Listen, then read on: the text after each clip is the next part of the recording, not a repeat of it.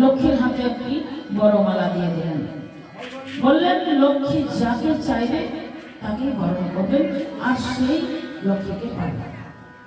এখন লক্ষ্মী কি করলেন, বড় মালাটি নিয়ে আর এক পাক ঘুরে চলে এলেন, মালাটি কাউকে দিলেন না। সকলে মনে মনে চিন্তা করলেন যে আমি এত বড় তপস্বী, মালাটা আমাকে দিল না লক্ষ্মী।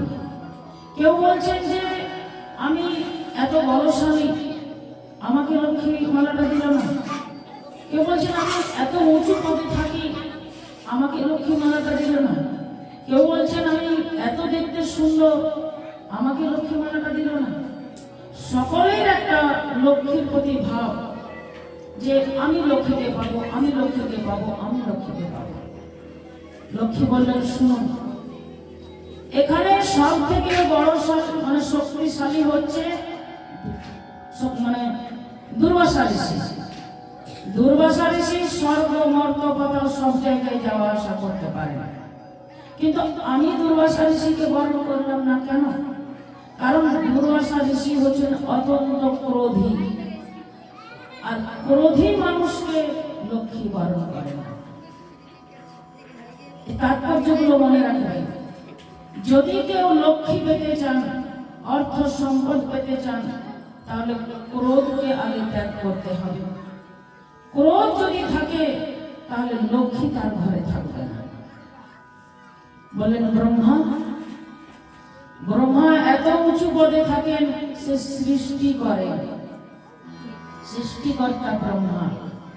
তাহলে ব্রহ্মাকে কেন বরণ করলেন না? বলছেন ব্রহ্মা, ব্রহ্মা হচ্ছেন অত্যন্ত কামুক। তিনি রীতি নীতিকে বিসর্জন দিয়ে, তার ব্রহ্মার এক কন্যা ছিল সন্ধ্যা, সে সন্ধ্যার প্রতি আসক্ত হয়েছিলেন।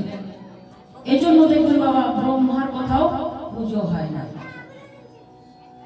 বললেন চন্দ্র, বললেন চন্দ্র, চন্দ্র দেখতে খুব সুন্দর, আকাশে ঝলমল করে, সবাই উপমা দেয় চাঁদের মতো, চাঁদের মতো। কিন্তু চাঁদকে আমি বরণ করলাম না কেন?